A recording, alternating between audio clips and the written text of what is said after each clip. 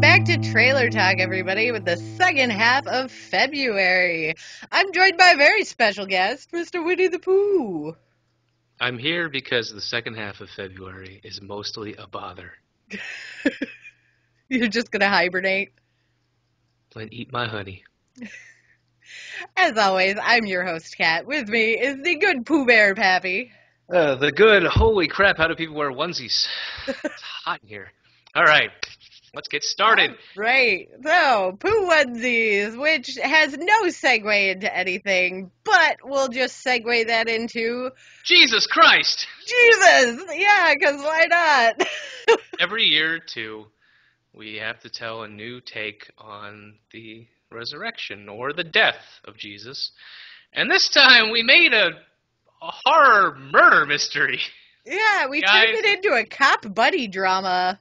I don't know what's going on. I have no idea, but it's the man who murdered Jesus and was in charge of watching his body, and now it's gone, and, well, we have to find it. I have no idea what's going on here. You know, the Bible is ripe with stories to tell, and a lot of them have very good messages. Some of them have very bad messages. This movie took a pivotal message and went, fuck it, let's roll the dice and see what happens. And let's throw Tom Felton in there just for good measure. Why not? I can't even say if you're religious, watch this, this movie might, if you're religious, this movie might offend you. I don't know enough about it. Other than it looks really weird. I would say wait for the reviews to come in. Make a friend go see it.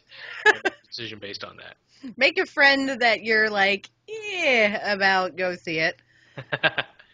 And then maybe move on to another more blatantly evil movie, The Witch, it's been around for a while. It was a Sundance winner, I think, last year. Yeah, it made a lot of waves at Sundance last year. Following horror as I do, like, hi audience, I follow a lot of horror things. I've been waiting for this movie to come out because it got so much buzz last year for all the right reasons. And it's got the crazy sister from Game of Thrones in it. Lysa. Oh. Kate Dickie, who plays Lysa. Look at you. The mom in the movie. Yeah. Okay, I thought she looked familiar when she was doing the creeper stare out of, like, the outhouse. Out just of the like, grave. Don't look up there. You've cursed this house. Yeah, it looks phenomenal. It looks creepy. The only thing that annoyed me about the trailer was half the fucking trailer was just quotes from people who saw the movie. Well, come on, man. Calm down. If you watched the more recent trailer that they released, like the actual theatrical trailer for it, like that was their trailer after Sundance. Yeah. The most recent one doesn't really give you any more insight to the movie, but it's not just blatant, like, you should see this film. Like, it actually kind of has a flow to it. It looks like slow burn horror, and those are my favorite because they build tension and fear and let your imagination run wild. So I'm definitely going to do my best to see The Witch in theaters. I don't know if it's an in-theater for me, just with timing. I saw The Forest in theaters, so I'm going to see this one. I'm gonna subject myself to this. Winnie the Pooh is not happy. But he's so happy on your thing. Winnie the Pooh is disappointed. Big smiles. So this is I'm gonna call the second half of February just like blasphemy. Blasphemy month. Blasphemy and witchcraft. Yeah, because The Witch. Anything else you want to say about that one? I'm really excited for it. Like I said, I've been tracking this since last year, so I may end up going to see it in theaters just because I've been waiting. Yeah. And then so we move for on that, to more blasphemy, Gods of Egypt.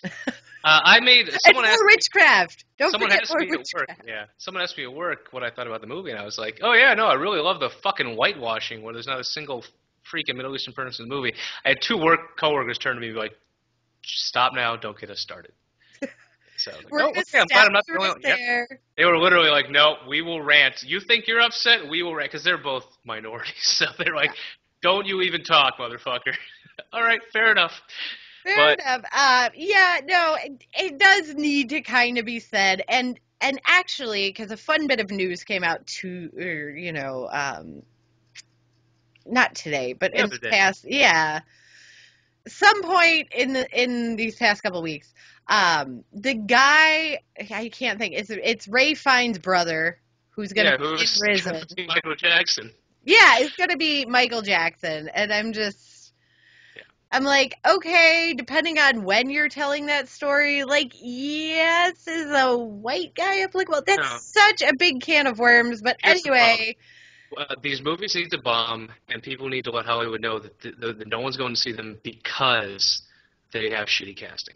I got nothing against the people in this movie. I like Gerard Butler. I like Nicolaj Coster-Waldau. Or I T.J. got Lannister, as you know him yes. better on this Yeah, channel. I like them. They're great actors. I enjoy them in movies. But you know what? I don't feel that they. We have great actors of color.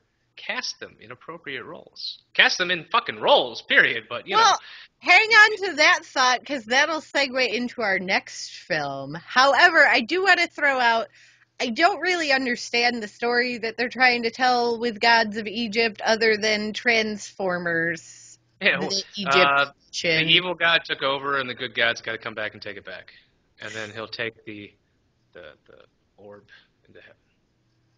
Okay. I just made that last part up, Yeah. but it Well, sounds believable. but So moving it's on. totally believable. Yeah, no, that's my takeaway from that is Transformers the Egypt edition. I don't know. It looks like a Katy Perry video gone very abtastic. And now we're definitely moving on to Triple Nine. Casting. Hey. It is a diverse cast, and the story looks. I don't know what the fuck the story is from the trailer, but it looks violent, Well, here's the thing. If you watch the Red Band trailer, which I did. you know nothing about what's going on in this movie. Which I I did. actually went and sought out the non-Red Band because I was like, they'll have to at least say something in the non-Red Band because the Red Band was basically like boobs, guns, stuff blowing up, like, Okay, yeah, tits and cash. yeah, tits and cash. And so I went and watched the non-Red Band and actually got like a general idea of what the movie's about. And if you guys are curious, Gal Gadot is in this, and since she's a future Wonder Woman, you can check out her acting chops. Or her boobs, maybe. I was going more for see if because there's a lot Her of back on Wonder acting Woman. chops. No, there's a lot of people bitching about her being cast as Wonder Woman. So hey, I've never seen a movie in her. I've never seen a movie in her. I promise. I've never seen a movie that I can recall that she was in. So I'm gonna go watch this movie, and if nothing else, see what her acting's like. Because I'm not gonna judge casting for a movie that's not out for 2 more years, especially when I know nothing about the people cast. Yeah, no, I generally try to not make casting faux pas. Generally speaking, though sometimes you just have to. But this movie is basically like it feels very Training Day-esque. You have, cops who are willing to kind of bend the rules and you have criminals who just don't give a shit. Yep. And it's a who's who of like what I call the dirty TV people, the people who are in TV shows who are either like kind of scuzzy or scummy or we got Woody Harrelson. I mean, I know he's movies, but True Detective, he was kind of a little Yeah. off mentally. We got Norman Reedus. Ooh, we got freaking Aaron Paul. So it's like let's really assemble a cast of people that you can believe is kind of corrupt. Yeah, corrupt and generally, kind of that lifestyle, right? Because you have most of those castings are playing criminals. Yeah. So, yeah, no, I mean, I think that's the takeaway from February, folks, is basically it's the big cornucopia castings for That's it. And film. I'll say, I look forward to seeing, and I'm so bad with this guy's name, Chiwetel Ejiofor, the main character from 12 Years a Slave. I really like him as an actor, so it's kind of nice to see him in stuff. Or his lesser known role is the douchebag from Serenity. Yes, the douchebag from Serenity. Hey, he's also in The Martian, which he was good in that. But yeah, fun stuff. So we got 2 honorable mentions. One Yes. you wanted to throw up, and one I wanted to kind of so. at least. I wanted to throw Forsaken out there because it contains both Sutherlands, which doesn't happen a lot in films, despite both of them having a really extensive acting career. They don't end up working together all that often. And I'm kind of hopeful for this one because I am a true fan of freaking Westerns. And there have not been a lot of good Westerns since, Uh, like, one just came out this week, but Oh, you said good westerns. Never mind. yeah, good Westerns. Yeah, the last western I remember liking was The Good, the Bad, and the Weird. Which, Technically not a western. yeah, Yeah. the remake they did of 310 to Yuma, I think, was my last Western that I liked. What about the one that they redid? Yeah, fuck it. We'll talk offline because I can't remember it. Yeah, what about Yeah, the but remake? anyway, Yeah, come on. Yeah. it looks like a good Western revenge film, and it has an actor in it that I can't name because the only role that I really remember this guy playing is always a bad guy. Mm-hmm. And the big role for me for him was in The Crow, the 1990s Crow movie. Wow. Yeah, that goes back. He was also in Alien Resurrection. He Oh, doesn't have a history of being in good movies, but first I like guess. him. First guess was correct. Michael Wincott. Yeah, that guy. He's got like the voice to be a bad guy. He's got like the look. He's just a great bad dude. Well, I wish you luck. For me, it's another crapshoot. This was a movie that no one was sure if it was going to be wide release or limited, so we kind of just pushed it off to the end. But Eddie the Eagle, based on a true story about someone who can't ski trying to get in the Olympics for long jumping and facing a lot of trials, including not being very good at it and Britain not wanting him to represent them. But the reason I want to see it, other than Christopher Walken and Hugh Jackman, is the person playing Eddie is Taron Egerton, and most of you know him as Eggsy from Kingsman. So I've really been wanting to see him in something else. I really liked Kingsman. I liked his acting. I know that they felt that, oh, we've discovered a new talent here with him in the Kingsman. So fuck yeah, let's see him do other movies. I'm excited. Well, you can see him in that, and they also announced recently that you'll be able to see him in Kingsman Dose. Ooh, yeah. I don't know, man. It's really hard. How do you go one step up from almost destroying the world? Is it going to be an immediate Moonraker situation, like right off the bat? I hope not. I don't know. We'll have to wait and see, but they have confirmed him coming back, so Awesome. should be interesting. Yeah, and then once February starts with a bang and ends with a whimper, we'll move on to March and see you guys in a couple weeks. Darn tootin'. And you can always watch us in the interim if you're looking for something to watch at home on Cat Script, which also now features the good Sir Pappy.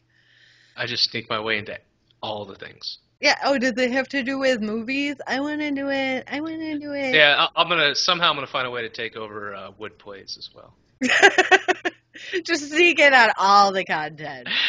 Yeah, as always, a lot of fun. I hope you guys hope this helps you guys out there decide on a movie if you're up in the air, or if you just want to share opinions. We like to listen. Oh yeah. If you think like, man, you guys are just full of it. Did you watch the same trailer I watched? Like, we are always willing to have a conversation in that box down below.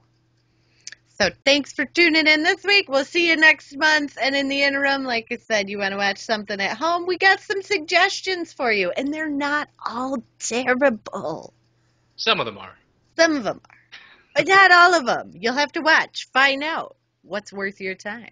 Bye, everybody.